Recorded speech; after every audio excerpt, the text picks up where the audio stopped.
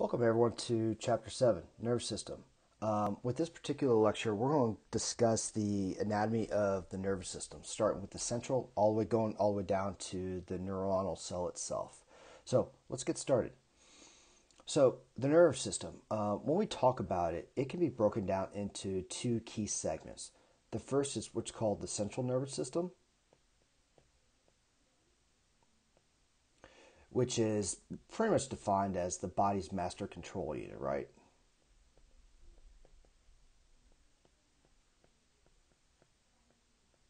And the second area is called the peripheral nervous system.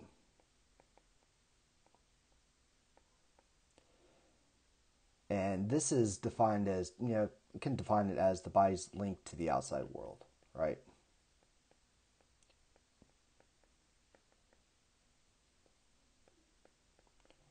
Now, the central and the peripheral nervous systems can be broken down into their own individual components. So, looking at the central nervous system itself, it has three key components. The first is the brain. The second is the brain stem.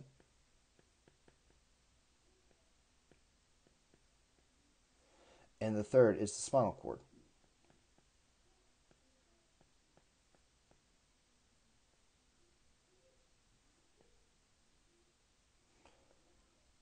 The peripheral nervous system can be broken down into its own subcomponents.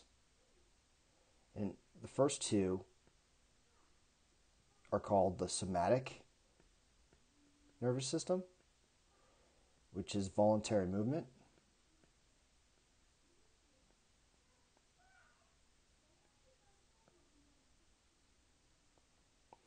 And the second is the autonomic nervous system.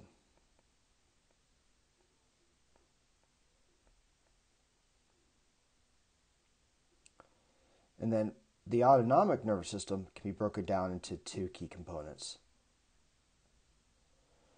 which is called the parasympathetic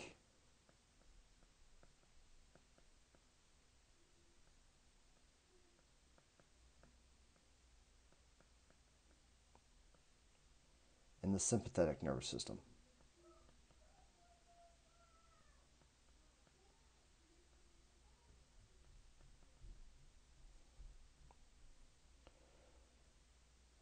And the parasympathetic is typically known as rest and digest.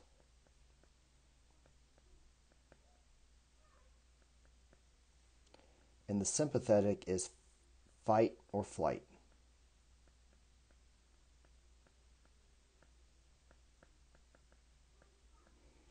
And we'll get into these key components later on in this lecture. Now, when we look at the central nervous system, the peripheral nervous system, they communicate in their own separate ways, and there's a key division between the two. And so, the peripheral nervous system is designed to bring information to the central nervous system and take it away, right? And so, how does it do this? So the first thing is we have this concept called afferent versus efferent neurons. So efferent neurons, which is spelled AFFERENT,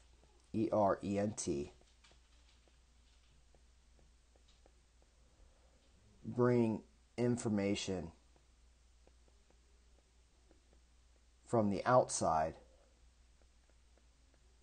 environment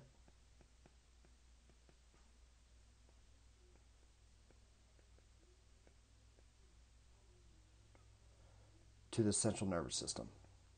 Okay? Now, the other side of this is called the efferent neurons.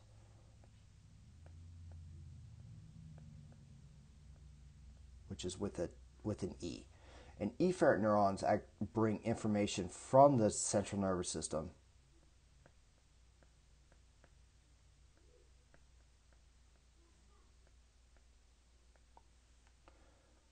to its target organs or tissues.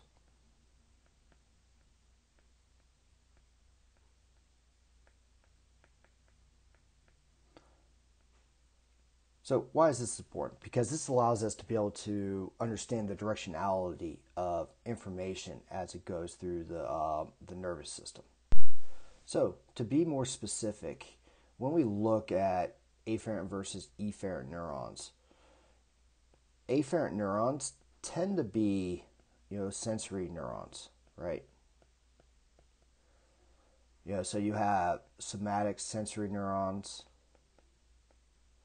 you have visceral sensory neurons, and we also got special sensory, right? Proprioceptors, you name it. And then we've got within the efferent neuron division, right?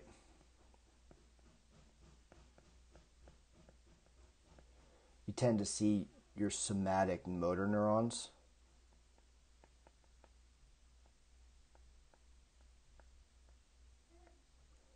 and autonomic motor neurons.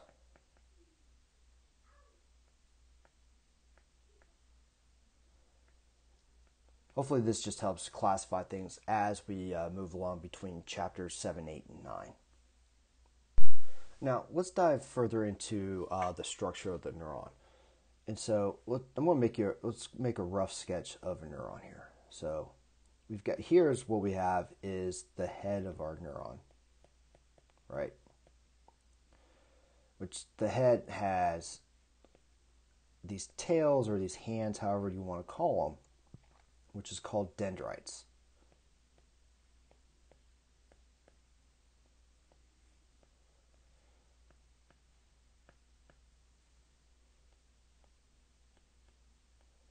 And dendrites are important because they receive the signals from other neurons to help with the overall communication of the nervous system.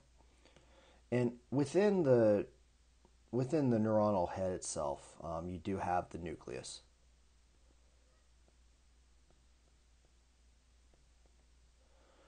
Moving from there, we move into what's typically called the body of the neuron itself. And that we're going to associate that here in green.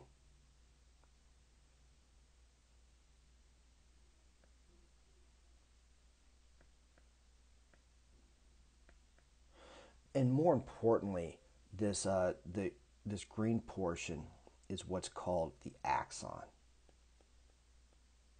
And this is really important when we start talking about the communication of the nervous system, and we'll get into that in our next lecture on how the neurons actually transmit signals.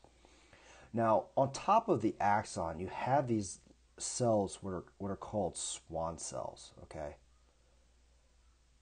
And we're going to depict these here in yellow.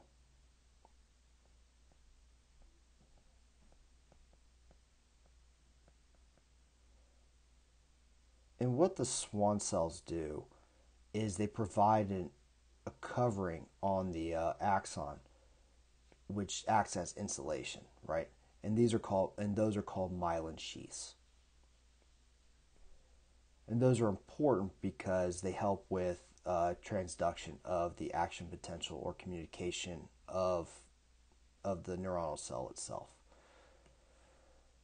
And so finally, we start moving into the tail end of, let's go ahead and make that a different color. And we're going ahead and make this a light blue. And we're moving into our tail end of our neuronal cell itself. In this blue end, right, it's, again, like I said, we typically call this the tail of the neuron itself. And more importantly, the tail has a specific name called the synapse. Okay, let me finish coloring this in here real quick.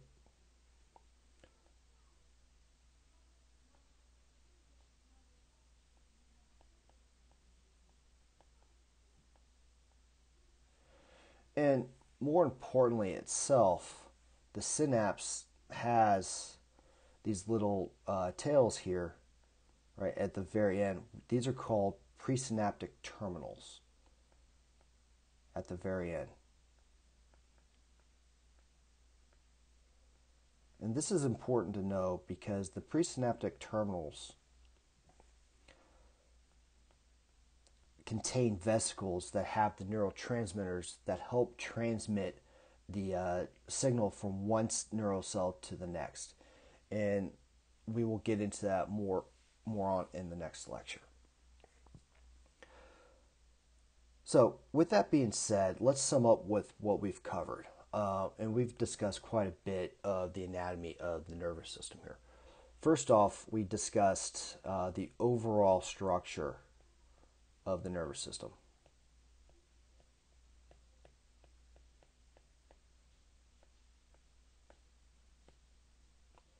And again, this is the difference between the central nervous system and the peripheral nervous system.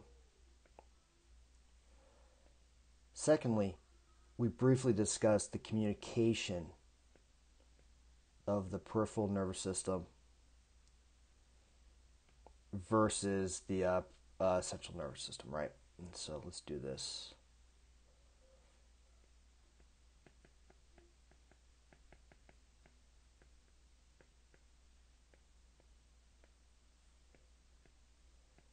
And again, this is the difference between efferent and afferent neurons.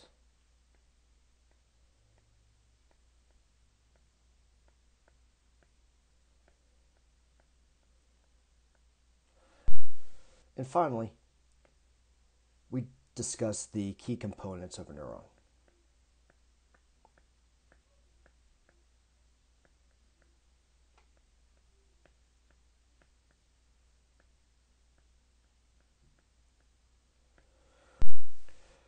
That's it for this lecture, and I'll see you next time.